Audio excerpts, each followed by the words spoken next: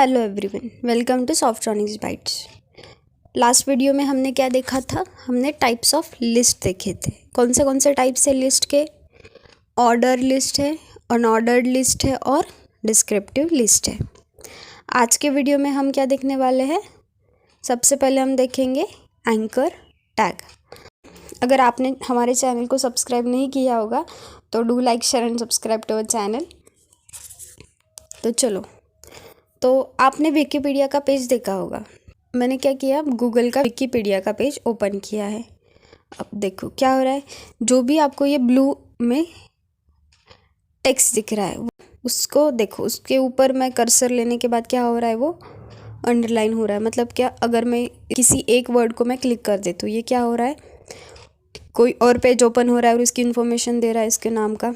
मैंने अब इस पेज में और एक वर्ड को क्लिक किया, क्या हो रहा है, और एक वेब पेज ओपन हो रहा है, राइट। मतलब एक पेज से हम अदर पेज को रिडायरेक्ट कर रहे हैं। मतलब क्या है, इसमें बेसिकली कई सारे पेजेस टुगेदर लिंक है, राइट। अगर हमें ऐसा करना है कि हमारे वेब पेज में अगर हम किसी वर्ड पे क्लिक करेंगे तो क्या होना चाहिए, वो किसी और वेबसाइट पे रिडायरेक्ट होना चाहिए, राइट। जैसे कि आपने देखा हो कि हमारा लॉगिन होता है, जब हम सबमिट करते हैं, लॉगिन करते हैं, तो क्या होता है, हमारे लॉगिन पेज पे हम होम पेज पे पहुंच जाते हैं। वैसे अगर हमें करना होगा तो क्या करते हैं, हम हमारे पेज में लिंकिंग करते हैं। कैसे लिंक करते हैं? Using anchor tag. Anchor tag क्या होता है? Basically anchor tag is used to provide hyperlinks, और we can say anchor tag is used to link to web pages और टू और मोर वेब पेजेस, राइट। अब most of the interview में ये question common होता है, anchor tag होता क्या है, राइट। तो एंकर टैग क्यों यूज़ करते हैं? हाइपरलिंक्स देने के लिए यूज़ करते हैं। कैसे लिखेंगे हम एंकर टैग? एंगुलर ब्रैकेट ए। अब देखो, आप जो भी हमने टैग्स देखे थे वो कैसे थे, जो भी हमारा नेम है उसके स्टार्टिंग अल्फ़ाबेट के थे, राइट। तो एंकर टैग का ए लिखा है एंगुलर ब्रैकेट में ए। अब इसको क्लोज करो, क्या होगा, इसका ऑटोमेटिकली क्लोजिंग टैग आ गया। ये हो गया हमारा एंकर टैग। अब हमें क्या करना है, किसी और पेज पे रिडायरेक्ट करना है, तो हमें क्या देना पड़ेगा, उसकी लिंक देनी पड़ेगी। लिंक कहाँ पे देते हैं हम? जो भी हमने हमारा स्टार्टिंग टैग लिखा है उसके अंदर, ये एक के बाद में मैंने स्पेस दिया है और यहाँ पे मैं लिख रही हूँ href। href यानी क्या, जो भी हमें लिंक देनी है हम किस में लिखते हैं, href में, राइट। इक्वल्स टू, इसके अंदर मैं क्या कर रही हूँ, अब गूगल की लिंक दे रही हूँ। अब देखो मैंने कहाँ पे लिखी है, ये एंकर टैग के स्टार्टिंग टैग में, ओपनिंग टैग में। देखो मैं यहाँ पे एक स्पेस दे रही हूँ, मतलब आपको डिफरेंस समझ में आएगा। अब देखो ये लिंक तो दे दी, अब क्या करना है, हमें टेक्स्ट देना है और उस टेक्स्ट को क्लिक करने के बाद ये लिंक ओपन होनी चाहिए, राइट। तो हमें वो टेक्स्ट देना पड़ेगा। मैं क्या दे रही हूँ, ये ओपनिंग टैग और क्लोजिंग टैग के बीच में दे रही हूँ। मैंने लिखा गूगल पेज। अब इसे रन करते हैं। देखो रन करने के बाद क्या हो रहा है, हमारे पास क्या आ गया, गूगल पेज नाम से एक टेक्स्ट आ गया। कलर चेंज हो गया है क्या इस टेक्स्ट का? हाँ, टेक्स्ट का कलर चेंज हुआ है। अब जब भी मैं इस गूगल पेज पे क्लिक करूँगी तो ये क्या करेगा, हमको गूगल के वेबसाइट पे रिडायरेक्ट करेगा। तो करते हैं, मैंने क्लिक किया तो क्या हो गया, गूगल की वेबसाइट आ गई। अब देखो क्या हो रहा है, बेसिकली जिस पेज में हमने वो गूगल पेज का नेम लिखा था, वर्ड लिखा था, उसी सेम टैब के अंदर ये गूगल की वेबसाइट ओपन हो रही है, राइट। देखो इस डॉक्यूमेंट में ही क्या हो रहा है, इस गूगल की वेबसाइट ओपन हो रही है। हमें ऐसा नहीं चाहिए, हमें क्या सेपरेट पेज होना चाहिए और दूसरे टैब के अंदर इसने गूगल की वेबसाइट ओपन करनी चाहिए, ऐसा चाहिए हमको। कैसे करेंगे हम? सिंपली मैंने क्या किया है, एक एंकर टैग लिखा है, सेव एंकर टैग। अब इसमें क्या कर रही हूँ मैं, simply target equals to blank दे रही हूँ, अंडरस्कोर ब्लैंक। ये क्या करेगा, इसका बेनिफिट क्या होगा ये देने से, ये न्यू टैब के अंदर हमारी ये वेबसाइट ओपन करेगा।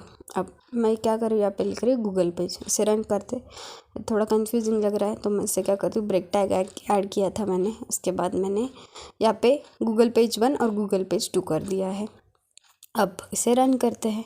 अब देखो क्या हो रहा है, जब मैंने पहले पेज को क्लिक किया तो क्या हो गया, उसी पेज के अंदर हमारी गूगल की वेबसाइट क्रिएट हो गई। अब मैं दूसरे लिंक के ऊपर क्लिक कर रही हूँ तो क्या हो रहा है, वो दूसरे टैब के अंदर हमारी गूगल की वेबसाइट क्रिएट कर रहा है। पहला डॉक्यूमेंट का टैब वैसे का वैसा ही है, और उसने क्या किया, दूसरे टैब के अंदर गूगल की वेबसाइट ओपन कर दी।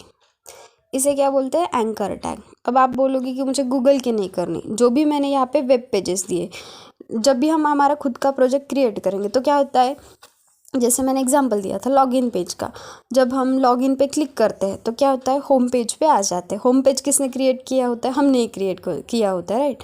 तब हमें क्या करना पड़ता है, उन दोनों पेज को हमें हाइपर लिंक करना पड़ता है, मतलब लॉगिन पेज को और होम पेज को, राइट। अब हम क्या करते हैं, एग्जांपल देखते हैं। मुझे क्या करना है, ये mix.html नाम की फ़ाइल को यहाँ पे लिंक करना है इस फाइल के साथ। तो मैं क्या करूँगी, href में क्या कर दूँगी, इस फाइल को लिख दूँगी। मैंने लिखा mix.html, राइट। अब इसे रन करते हैं, देखो क्या आ गया, जो भी मेरा mix.html फाइल में था वो आ गया। हमने क्यों की थी ये फाइल, हमने सभी टैग्स को मर्ज करके ये फाइल लिखी थी। मैं ओपन करके दिखा तो क्या था, इसमें इंट्रोडक्शन था, मतलब हेडिंग में ऐसा कुछ तो था।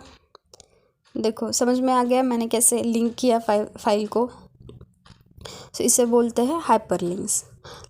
सेकेंड टैग हम देखेंगे पैराग्राफ टैग। पैराग्राफ टैग कैसे लिखते हैं, एंगुलर ब्रैकेट p, इसका क्लोजिंग टैग p। अब बेसिकली पैराग्राफ टैग क्यों लिखना है हमें, देखो जब भी मैं ऐसे सैम्पल पैराग्राफ लिख रही थी, राइट, मैंने एक पैराग्राफ लिखा और एक पैराग्राफ लिखा। इसको रन करने के बाद क्या हो रहा था, ये दोनों पैराग्राफ मर्ज हो रहे थे। तो इन दो पैराग्राफ को सेपरेट पैराग्राफ बताने के लिए मैंने क्या किया था, इसके अंदर ब्रेक टैग लिखा था। अब ऐसा नहीं करना है हमें, हम डायरेक्टली दो सेपरेट पैराग्राफ लिख सकते हैं। कैसे लिखेंगे, यूजिंग पैराग्राफ टैग। मैंने क्या किया है, पैराग्राफ टैग p के अंदर फर्स्ट पैराग्राफ लिखा और सेकेंड पैराग्राफ के अंदर सेकेंड पैराग्राफ लिख दिया। अब देखो रन करने के बाद क्या हो रहा है, ये दोनों पैराग्राफ डिफरेंट है, ये हमें समझ में आ रहा है, राइट। पहले क्या हो रहा था, हमें ब्रेक टैग लिखना पड़ रहा था। यहाँ पे ज़रूरत है क्या, नहीं है। क्यों ज़रूरत नहीं है, जो ये पैराग्राफ टैग है इसे क्या बोलते हैं हम, block level element. Block level element यानी क्या, ये क्या करता है, न्यू लाइन से शुरू होता है और कंप्लीट विड्थ यूज़ करता है। जो भी हमने टैग्स देखे थे, bold tag, italic tag, underline tag, right, subscript tag, superscript tag, ये टैग को क्या बोला जाता है, इनलाइन एलिमेंट। इनलाइन यानी क्या, ये क्या करते हैं, जहाँ पे है इसको लिखा है, जिस लाइन में लिखा है वहाँ पे ही वो उसके चेंजेस करते हैं, वहाँ पे ही वो प्रिंट करते हैं, वो न्यू लाइन से शुरू नहीं होते। पैराग्राफ टैग क्या करता है, ये टैग न्यू लाइन से डेटा प्रिंट करने को शुरुआत करता है। इसे क्या बोलते हैं, ब्लॉक लेवल एलिमेंट। हम पैराग्राफ टैग क्यों यूज़ करते हैं, जब भी हम CSS यूज़ करेंगे तो क्या होता है, ईजी हो जाता है इसको CSS अप्लाई करना, मतलब उसको डिज़ाइनिंग अप्लाई करना। तो इसे क्या बोलते हैं हम, पैराग्राफ टैग। थर्ड टैग देखेंगे हम, इमेज टैग। अब आपने देखा होगा, मीशो की वेबसाइट देखी होगी, फ्लिपकार्ट की, अमेज़ॉन की, क्या होता है वहाँ पे कुछ इमेजेस होते हैं, राइट।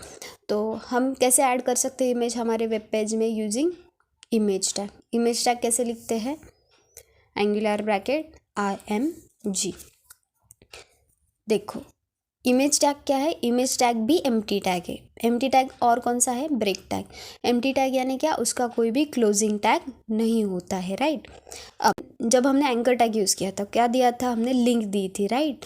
जिस पेज पे हमें रिडायरेक्ट करना है उस पेज की हमने लिंक दे दी थी। सिमिलर वे इमेज टैग में हमें क्या देना पड़ता है, इमेज का सोर्स देना पड़ता है, मतलब जहाँ पे ये इमेज सेव है उसका नाम देना पड़ता है। तो सबसे पहले मैं क्या कर रही हूँ, मैं एक फ़ोल्डर क्रिएट कर रही हूँ फ़ोटोज़ नाम का। अब इसके अंदर मैंने क्या किया है, 2-3 इमेजेस सेव की है ना।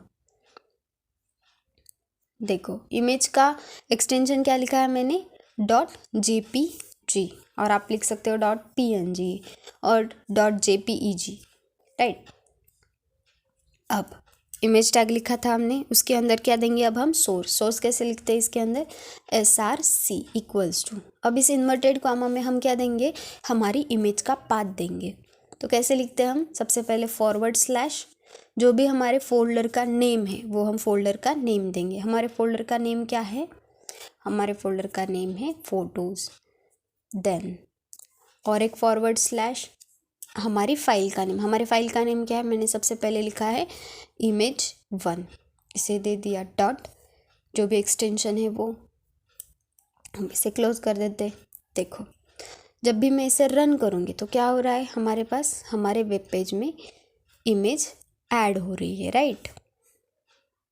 इसे क्या बोलते हैं? Image tag. अब आप बोलोगे कि मुझे ऐसे नहीं चाहिए, मुझे मेरी इमेज की विड्थ हाइट खुद से देनी है, राइट। तो हम दे सकते हैं। कैसे देंगे? इमेज के अंदर मैंने जो भी ये सोर्स लिखा है उसके बाद मैं लिख रही हूँ विड्थ इक्वल्स टू 100 पिक्सल लिखा मैंने, मतलब हाइट इक्वल्स टू 100 पिक्सल लिखा।